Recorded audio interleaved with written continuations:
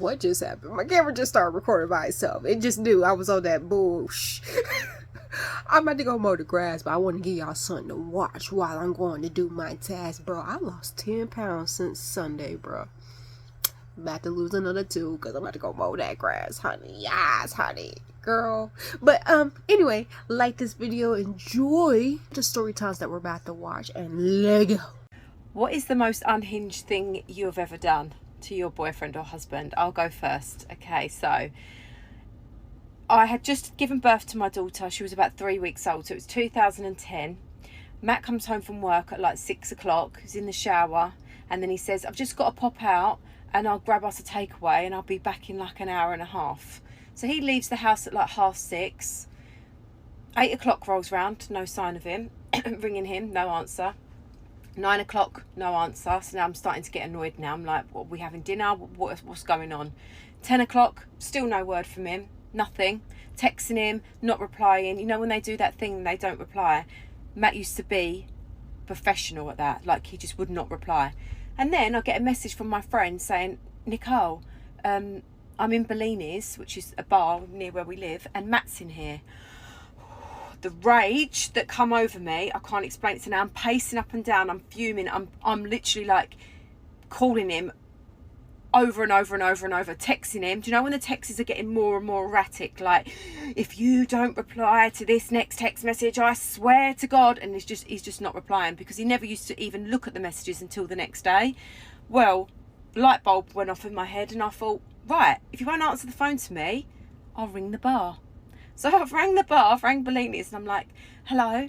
They've answered the phone, and I'm like, hello, my husband is in your bar and I really need to speak to him. And they were like, babe, there's loads of people in here, the music's really loud, I can't help you, sort of thing. And I went, no, it's an emergency, I'm in the hospital, can you please just ask the DJ to say his name across the thing and tell him to call me ASAP? And she was like, oh, right, okay, what's his name? I said his name.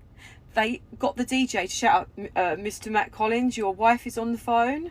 Matt said he was on his way to the bar and he heard his name come over the tannoy thing, not over the tannoy, over the mic, and thought, oh my God, she's at that level of psycho. He knew that he had pushed me to the level of psycho. He said he heard his name and he walked straight out of the bar. So sometimes, girls, it does pay to be a lunatic. But you know, they fucking push you to it. They push you to the very limits. But yeah, that's just one of my unhinged stories. I'd love to hear yours. So girls, if you've got any unhinged stories that you've done, please let me know. Put them on here. I'd love to hear them. I think it's hilarious.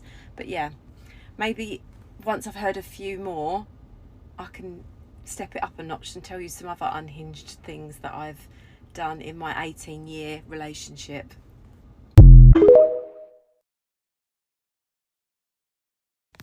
My very first job was when I was 13 years old. I decided to operate a lawn service. Basically, I would cut grass, I would edge, I did hedges.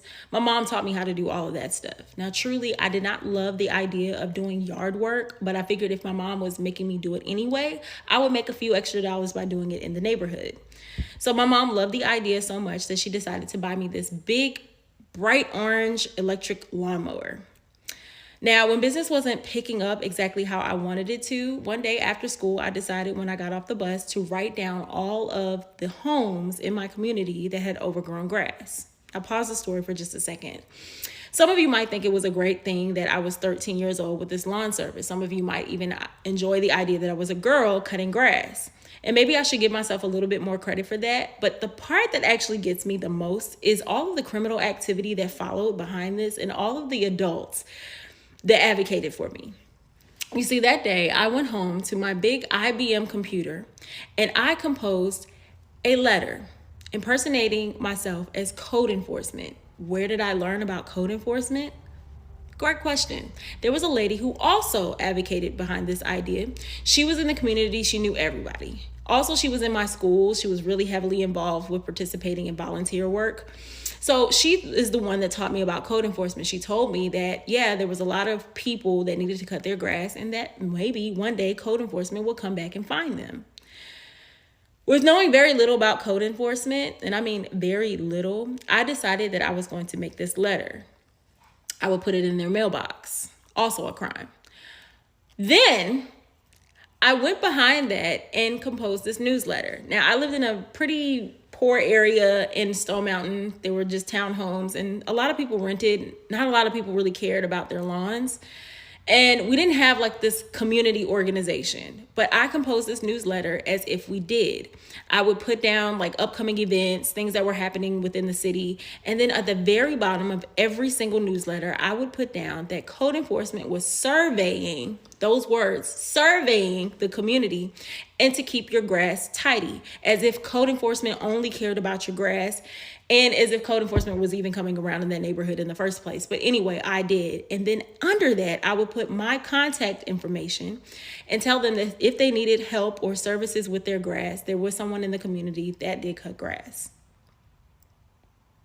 My mom proofread the newsletter. Anyway, I cut grass. People would see me with this bright orange lawnmower, and they would flag me down, and I would cut their grass. Now, it worked. Okay, I made so much money that at that time I was able to afford an entire wardrobe of the Limited 2. And if you're a millennial, you understand that Limited 2 was not cheap. And I had an entire closet full of it.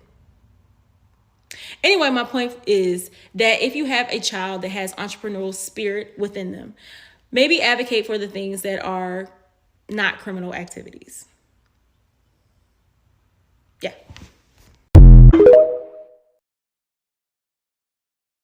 Another unhinged story. Just know that if you knew me then, if you know me now, I'm not the same Chloe. I'm much more chill. Anyway, picture it, 2017, my best friend's bachelorette party. We're at the Floribama. It is wall to wall, is packed in there. They call for all brides to get on the stage. So we're like wiggling our little way up there. And we're in our early 20s, and we encountered this group of, I don't know, like 6 women, and they're probably in like their mid 40s. And one of them keeps like elbowing me, like not letting me get through. And I was like, sorry, like they're calling for brides. We're just trying to get our friend up there. And she rolls her eyes at me, and I'm like, okay, got your number. So then she starts like flipping her hair in my face, and she keeps elbowing me, and I'm like, my friends are like, chill out, it's not that serious. I'm like, oh, it is that serious. It's personal now. It is personal. My friends are like, tone it down. It's fine. It's not fine. So I back up a little bit. She backs up, throws a couple more elbows, slinging her hair in my face, and I'm like, you know what? I can't hit you. I was swore to behave. However, I can do one better. I dig a pack of gum out of my purse. Y'all already know where this is going. I throw a piece in, I chew it up. Every time she slaps me in the face with her hair, piece of gum. Chew up some more. By the end of the night, she had an entire pack of gum in her hair, and I'm not sorry. Don't be a mean girl, and I won't have to be one back. Who's ready for another unhinged client story? I know it's been a second. I've been through a lot recently, and my eye tells the story. I'm sorry, and I've gone through a lot of family events lately, so let's get into it. This one happened a few days ago. If I get through this story without crying, it will be a miracle, let's be honest. Okay, so a little bit of backstory. The beginning of September, someone who I call my second dad, he basically raised me. My mom owned a bar for 27 years. Of that, I worked there for 10 years of it. And so anyway, her business partner, Chuck, he owned the bar, brought my mom on. They owned it together for 27-ish years. So he's basically my second dad and knew me from when I was 2 years old. Like he is someone that's been in my life forever. So let's just start off with that backstory real quick. Chuck got into a really awful and fatal, finds out, car accident. He died on the 12th of September. It was hard because he was in surgical ICU for about 3 weeks. So I was there every single day for 3 weeks. And as you can imagine, work came secondary at that point. So just keep that in mind. I had a client who was scheduled later in the month, and I posted a Instagram story, saying, rest in peace, Chuck, rest in peace, Charlie Kirk, rest in peace, Melissa and her husband, Hortman, Irina, there was a whole list of people who had just recently passed away. And I was feeling the weight of the world Because, I mean, my second dad just passed away. We had to take him off a ventilator. So that being said, I posted that story a couple of days after he passed. I received an email from a client that was scheduled for later in the month. Let's name her Violet. Fuck it, I'm wearing Violet. So Violet emails me and says the wildest thing. Hi, Alyssa, I saw your story on Instagram and I just want to say fuck you and I hope that you burn in hell. That is what she said, and I was so confused. I was like, what the fuck? And at the bottom of it, she said, I need to cancel my session with you. I was so beyond confused. I responded back and I said, can I ask why in the world you would say something like that? And she said, I saw your story about your second dad who just happens to be named Chuck, and I am not a Charlie Kirk fan, so I know you're talking about Charlie Kirk and blah, blah, blah, and all this stuff. And I'm like, well, first of all, yes, Charlie Kirk's assassination was fucking terrible and awful, but I'm also talking about Chuck and Irina and Melissa and her husband and like all these people that were brutally murdered, except for Chuck, of course he wasn't murdered, but regardless, I was feeling the weight of the world. I felt the need to post about it, and I did, and now she's pissed. She said that what I posted was disgusting, and the fact of the matter is she can't have anyone that thinks the way I do, which doesn't make any sense. What do you mean, think the way I do? What you mean, be a human? But okay. I can't have anyone like that shooting my photos or taking my photos or whatever the fuck she said, however she worded it.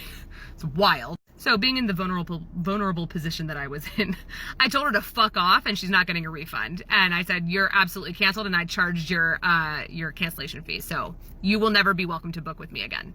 And of course she was bitching about, well, you need to give me my money back. What do you mean you charged me a cancellation fee? All these people just never fucking read anything. They just don't know that there's a cancellation fee, even though they fucking signed it saying that there's a cancellation fee and that they understand. Anyway, so I said, nope, there's no further explanation. You're free to read your contract that I sent you, that you signed, but fuck you, basically. That's how I ended it. What's the most unhinged thing that's happened to you whilst you were travelling? I'll go first. So in 2015, I was travelling Southeast Asia for 6 months with a couple of friends, and we were in Cambodia. We went to this island called Koh Rong, and everything went wrong on this island called Koh Rong. Me and my friend went on a bar crawl. This island, you can literally walk up and down it in about 5 minutes. It was tiny. It was just full of bars. And we ended up going on this pub crawl. We were actually staying in a hostel that's not on the island, so you had to get a boat to this hostel. Not really sure what our plan was, to be honest. Anyway, we joined this pub crawl and got my phone and GoPro on me, and obviously my money. Anyway, fast forward, next day, I wake up, I'm in an empty private dorm in a hostel that's not mine, and I'm on top of the duvet, so like I haven't got into the bed. I've not got any shoes, I've not got my phone outside to go look for my phone. Because, like I said, you could walk up and down it in 5 minutes, so I was just going to go to the bars and see if they had my phone. Anyway, I bump into this guy that was like, oh, I was with you last night. Yeah, it was a crazy night. And I was like, yeah, I can't find my phone. I feel like I've got this massive knot in my hair, but my hair's so thick anyway that it always gets really matted after a night out. Anyway, he goes, do you not remember what happened last night? And I'm like, no, what do you mean? He's like, yeah, you got your head shaved. I'm like, funny, no, I didn't, like, I still got hair. He's like, no, you got your head shaved, like, feel underneath here. I literally go like that, and I'm like chunks of my hair are falling out. I also had a bit here where the razor had just gone like that, so he took a photo and showed me. I'm having an absolute breakdown. I can't find my friend. Turns out she was in the room next door to me in the same hostel. She had my bag that had my money and my GoPro in, but no phone. Turns out that I'd blacked out and someone had shaved all of the underneath of my hair here and then got the whole rest of it like this and put it into one big long dreadlock. So I'll insert a photo of what it looked like. This is obviously back in 2015, so I didn't have the best camera or anything, but yeah. And then there was an even crazier story about a year later when I actually found out what happened that night.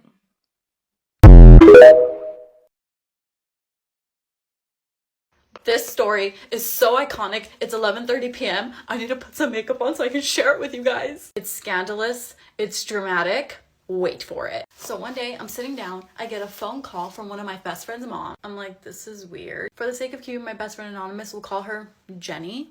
I pick up the phone and her mom goes, hey, is Jenny there? I'm like, and she goes, yeah, she told me she's gonna be hanging out with you today. First of all, if you lie to your parents, you're hanging out with your friend, you need to tell that friend that you have lied to your parents and you are in this story. So I'm like, yeah, she's here. I don't know what's going on, but I'm a protector, obviously.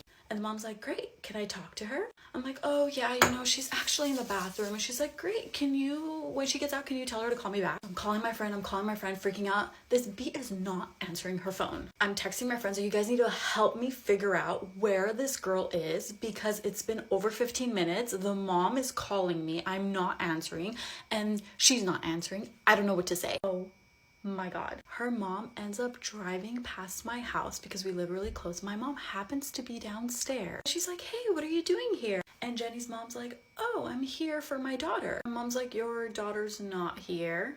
Jenny's mom figures it out, leaves pissed. Now I'm watching this unfold from the window like I am gonna die. So one of my genius friends in the group chat remembers that Jenny had briefly mentioned she saw a cute boy passing by on her street, a stranger that she happened to see who was cute. So my genius friend decides to go on Jenny's Facebook, type this guy's name, and finds his Facebook and messages him. She's like, hey, I know you don't know me, but Jenny's my friend, and are you by any chance with her? Of course she's with him. Where else would she be? So this girl decided to go hook up with this guy, leave her phone to charge, on silent in the other room in a stranger's house, okay, and not tell any of us. So the guy tells her, you know, there's like practically a search warrant out for you. Everybody, when I tell you everybody, multiple blocks are out looking for this girl because her parents genuinely think that she is lost or kidnapped. She's just getting some deep digging in. At this point, it's been hours of an emotional roller coaster, and she goes home. She walks in and she walks out. She couldn't handle the pressure. She goes back to this guy's house. So then we text her like, hey, what's going on? What are your parents saying? And she's like, yeah, I don't know. I am back at this guy's house. What do you mean you're back at this guy's house? Mother hates me now. Anyways, a long story short, her parents ground her for the entire summer. We have the best summer with our girl group friend, literally living it up. And until this day, we're like, hey, like, were you there? And she had a miserable summer. Gen Z workers are not the problem, you old bitches are. So tell me why today I'm just minding my own fucking business at my desk. You know, just sitting there on a lunch break, doing what a bitch do on lunch break, nothing. On my fucking phone, I overhear somebody to the left of me say, once these write-ups go out, I ain't gonna give a damn. So I'm looking at her, I said it must be a problem that I'm sitting at my desk on my lunch break doing nothing. Because, I mean, what the fuck else am I supposed to do? I'm on a lunch break. So she says, go to the break room. I said, fine. Okay. But what rubbed me the wrong way is the way that she said it. Because what the fuck? Talk about something, I don't give a damn. So I went back to her. I said, what's your issue? She talked about something.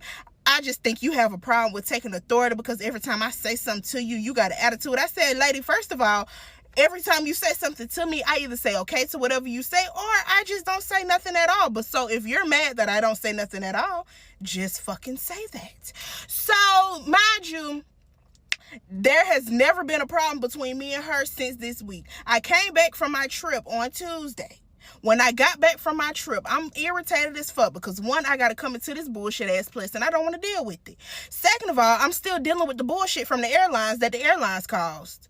So if I'm dealing with all this shit, mind you, let me backtrack. This bitch ain't say, hey, good morning, how you doing? She ain't say nothing. How was your trip? I'm glad to see you back. You know, I was gone from work for a couple of days. So, you know, she ain't say none of that. Nothing at all. So my other coworker, she asked me, she said, how was it? So I'm telling her, she told, you need to go sit down, the wannabe supervisor. So I looked that bitch dead in her face, because mind you, when I'm irritated as fuck. Any and everybody can get cussed the fuck out, especially if you say something to me wrong. And I'm trying to change my ways, because you can't always be like that. But for her to come at me like that, it pissed me off. So I looked her dead in her face. I turned back and continued my conversation, because who the fuck are you talking to? So then that's when all the chaos started. Because I don't think she's ever had nobody challenge her, but it's just like, bitch, me and you do the same motherfucking job. And it's like, you're 3 times older than me and you're being petty. You're being petty. You're older than my mama, boo. So, like, I just feel like, what are we doing? There's no reason as to why I should be more mature than you and come to you directly and ask you what's the issue. You're indirectly talking about me while I'm sitting right here. I feel like that's messy, that's petty, that's childish. And I thought after you grow up at a certain age, you stop being messy and you stop being petty. I guess the fuck not. I feel like, I don't know. I don't fucking know. And I saw a TikTok that said, if a manager or a supervisor got a miserable life at home, they're going to make your life a miserable hell at work. And I'd be damned if you make me motherfucking miserable at work, because I will get gone so motherfucking quick. That's one thing about me. I'm not finna sit and let nobody treat me like I'm some piece of shit. None of that. I'm not dealing with no bullshit if I don't have to. And that's the best thing about me, because I have no problem with getting gone. Okay. So, yeah, she really just pissed me off. I packed up all my shit back there on the floor and shit, because she really pissed me off. And we will see if I return tomorrow. Find out on the next episode of all of these bitches be having me fucked up. I just saw the weirdest shit ever, and I need to fucking tell you right now. So I was walking to go pick up an order from downtown. I am doing Uber Eats, right? And there's this group of friends. There's 3 of them. It's 2 girls and a boy. Okay. The group walks past this restaurant. There's outside tables on the restaurant. There's food on these tables from someone who ate and left. Bitch, I kid you not. They walk past the table, and the one girl turns around, leaving the group of friends, walks to the table that it was not her food, because they came from the same alley I came from.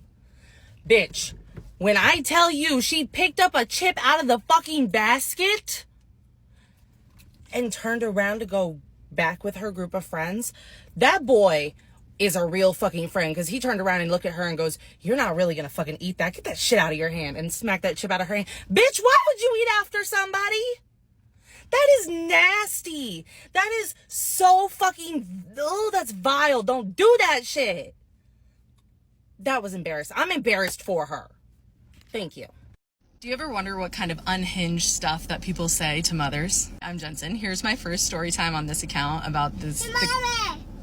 The craziest thing this lady said to me. It's kind of crazy, kind of offensive. I have 3 kids. My daughter looks like me, like coloring wise, face wise, she looks like me. Both of my sons look like my husband, but they have different features, like coloring, I would say. So my husband is Hispanic, and my first son has his exact same face, but light brown hair and green eyes. My second son, pretty much spitting image of my husband, black hair, brown eyes. So preface that. Go to grab dinner with my sister. I have just my second 2 kids, so I don't have my oldest son, who just go to pick up some food at this bar restaurant near her house. We're waiting outside, and I'm with my kids outside, and this older woman in a scooter with a beer in the cup holder, she's outside taking her cig break. We love that for her. She's looking at my kids. "Oh, your kids are so cute." And I was like, "Thanks." And she goes, "Are they both yours?" First of all, red flag right there. I was like, "Yeah, they're both mine." She goes, "Really? Do they have the same dad?" "Yeah, they got the same dad." She looks at my younger one, who's darker hair, darker eyes. "That one's mixed, right?" "Yeah." Well, they both are, since they have the same parents. And she's like, "Wow. Well, she must have your face then, and then he must have the dad's face." Dude, yeah. No, dude, you got me. That's genetics. Isn't that crazy? Oh my God. She told me about her 7 kids. But, just kind of an insane thing to say. Anyway, that was my crazy story for the day. Literally crashing out so hard, and I need someone to tell me if I'm just being crazy and there's another explanation, because I sure hope there is. I live in New York City, and about a month ago I moved into a new apartment building, and I've lived in 2 other apartment buildings with laundry in buildings, so that was a must-have for me, and this one also had laundry in building, so I was like, great. But unfortunately, I did notice a very different culture in this building with the laundry machines, which makes a huge difference. What I mean by that is that I have noticed people will camp out for machines, and the second it's done, we'll open it and take the stuff out. And it's like, damn, you didn't even give them the chance to come down the elevator. Like, maybe they got the notification it was done and came right down. Like, what? I get it, like, you should be responsible for being there when your laundry is done. So after I started noticing that, I started going down like 3 to 5 minutes before my cycle was done to make sure that no one else touched it. One of the reasons that a lot of people are like this is that there are a lot of people here on a temporary basis, because Blue Ground has a lot of units in this building. Now, I didn't know this before I moved in, but that sort of freaks me out, because when I moved in, my doorman said some comment like, it's so nice to have someone who's here long term. A lot of the people here, because they're on Blue Ground, are just interesting. And I was like, what do you mean by that? And he said, you'll see, which is just so threatening and scary. Whenever you have a lot of short-term renters in a building, the building is not going to be treated as well, because people don't care about fostering a community and saving face with their neighbors. All that is to lay the groundwork. Tonight I go down to do my laundry, and I put in 2 loads from the washer to the dryer at the same time, and I have my Hercules like laundry log showing that I put them in. I also periodically check that my laundry is running and how much time there is left, because I'm worried about getting there late. So I checked that it was running midway through the cycle, and then I obviously got the notification that it was done, and I was down there a few minutes before it was fully done. So tell me why one of my loads was completely dry, everything was normal, but the other one, the door was ajar, and not only were my clothes wet, they were cold, which means that they had not recently been dried. That makes me think that someone,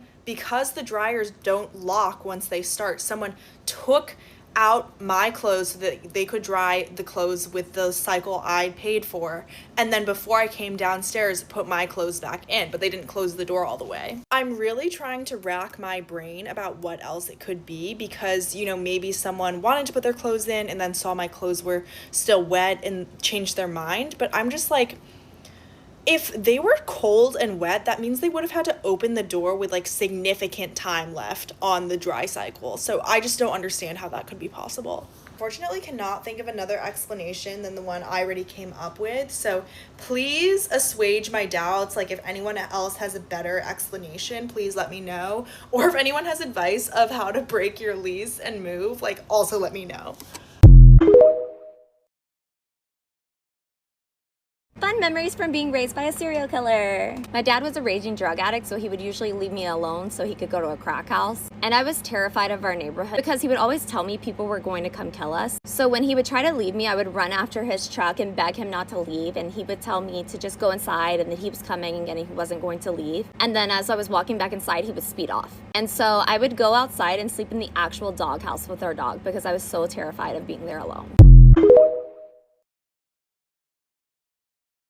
One thing about me, I hate a bitch that just won't let me get us out of whatever we're in.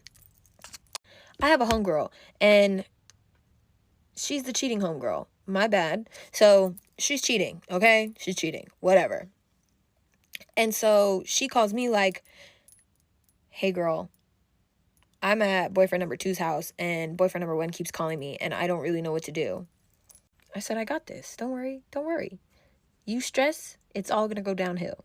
She's like, I just don't want to lose him. I don't want to lie, but like, I don't really know what else to do. I said, yeah, boo, you're at boyfriend number 2's house.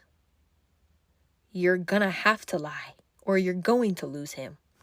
So what do? I say, you know what? I'm going to the club tonight. What I can say is, I came and picked you up from your homegirl's house, who you were gonna get ready with. But she started acting weird. She said she didn't want to go. I'm still going to the club. I came and picked you up from the homegirl's house who don't want to go to the club no more. And you came and got ready at my crib.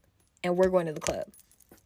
Mind you, I was really going to the club. So it would have been fine. And me, I don't usually post like who I'm with or where I'm at until I leave. And most times I really don't post who I'm with because it's just like, I don't really know if these people want I don't know these people's stories, so I don't really want to like expose some information that I don't know if they're supposed to be here, they're not supposed to be here. So I just make sure my friends aren't in any of my snaps, any of my Instagram, nothing. So it would look regular. It would be a regular night. It would be regular. So she's like, okay, perfect. So she tells him the story, and he calls me. He's like, hey, is she okay? Like, she said somebody was acting weird and you came and got her. Like, I just want to make sure everything's fine. I said, she's good. We're about to go shopping, actually. You should probably send her some money so she could go get an outfit, because we're going to Fashion Nova. But we need we want a new club outfit. So just send her some money, you know? He sends the funds. Perfect. So he's buying it, and you got some money on the side. Like, we're good. She starts to be like, I feel so bad. Like, I'm already lying. Like, I don't want to just make it worse. I said, girl, we're too deep in. There's no going back now. Because mind you, my man knows her man. So if he finds out I'm lying for you like this, so heavily, so detailed, he's never going to believe anything I say again. So no, you better stitch lip it up, because baby, I won't be going down for this. So flash forward, and he FaceTimes me. Again, we're kind of like one friend group, but obviously I'm more friends with my homegirl than I am her man, you know? And I'm sure it's the same with my man. He's more his friend than he is my homegirl's friend. So he's going to always look out for the homie over the homegirl. I'm going to do the same. So he FaceTimes me, and he's like, hey, I want to surprise her. I know she had a bad day. Like, basically, like, that girl was treating her weird, and she said, like, she was really upset about it, and I just want to get her some flowers, and I want to drop some things off. I said, God damn it. We were almost out. Now what do I do? I said, yeah, hold on. I think she's in the shower. Let me call you right back after she's out of the shower. I ring-a-ding-ding my homegirl. I said, girl, I don't know what to do. He said he wants to drop some things off to you, and I'm sure he's not just going to leave it outside the door. Like, what? How do you want to proceed? Mind you, boyfriend number 2 and boyfriend number 1 don't live that far apart, and I don't live too far apart from boyfriend number 1 or number 2 or my homegirl.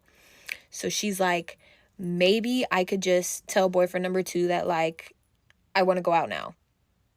I'm like, perfect. You're just gonna pull up here? And she's like, yes, I'm just gonna pull up here, and he could drop it off.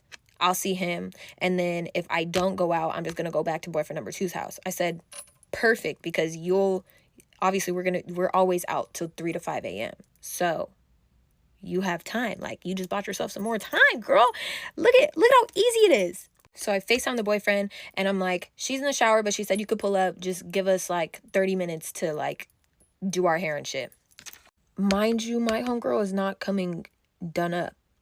But I did say she just got out the shower, so that did save us until it didn't. My homegirl gets to my house. She has a hickey on her neck. I said, now, bitch, what kind of cheater are you? What kind of cheater are you? So now I'm in the middle of it, like, what do we do now? There's only so much I can do for you. You're making my life harder. How am I supposed to help you? You're making it hard to help you. So we whip out the good old frozen spoon, pop that on her neck, and then we use makeup. We use makeup. By this time, he is pretty much like down the street. And I'm looking at it like, this is noticeable, Bill. He's going to notice. So I'm telling her, you're just going to have to lie and say, I don't know what you're going to have to say, but you're going to have to figure out how to not dismantle my lie with a new lie. So what do you want to do, boo? She says, we'll just say I burned myself. We'll say I burned myself with a curling iron. Mind you, her hair's not curled yet. So what do? I go and get my big curling iron, the big one, the big barrel, and I start twisting her hair up as fast as I can. And I try to tell her, like, just keep your hair, like, you know, in the front. Keep it towards the front. Just keep it towards the front. We might be able to get out of this spick and span. So I think. So he pulls up and he, like, greets her, kisses her, and gives her flowers and, I don't know, a card. I don't know. Gives her gifts. And she, like, basically sits there and confesses everything because she was feeling so bad after he gave her the gifts. So her boyfriend literally breaks up with her on the spot. And he calls my man and he's like, just so you know, this bitch is a liar. I said, now what'd you say fuck me for? I was just helping my friend. Why would you go tell him? So my man calls me. He's like, bitch, why would you help her lie? Like, you knew she was cheating. You should have told me at least, so I would have gave him a heads up. I said, but that's my homegirl. He said, bitch, are you a liar and a cheater too? Breaks up with me. Guilty by association? I didn't even do anything. You're going to break up with me over your homeboy? Okay. Weird. But okay. I get it. I guess. Not really. I didn't lie to you, bitch. So, I'm already halfway done. I'm still going out. And she's broken up with. We still head outside. We have a ball. And we're two single girls. Just freshly single. You know what we did? We got every number we possibly could. So then, we leave the club kind of early because, like, obviously we're still sad. We just lost both of our men. So we go home. We go back to my house. And my now ex calls me like, we just want to pull up and talk. Like, I don't want to lose you. And he wants to talk to her. Like, can we just come over? At this point, it's like 2 or 3. And she's about to go back to boyfriend number 2's house. She's not tripping. So I have to tell them, like, I don't really know what you want me to say, but so I don't lie, she's not here. She's not here. And her boyfriend grabs the phone. Well, where is she? I said, that's not your girl no more. Why do you care? So he gets more pissed at me, and my boyfriend is mad now because I'm in the middle of something that I'm not even supposed to be in the middle of. I mean, not my boyfriend, my ex at the time. But I did tell him, you could come over, boo. I don't have nobody. I'm not going to go see nobody. You could come. But that other one, he got to stay home because his business isn't here. And so she lost her boyfriend. I got mine back. But long story short, if you would have just let me finish the lie, if you would have just followed through, we would have been good. Neither of us would have been heartbroken for 3 hours.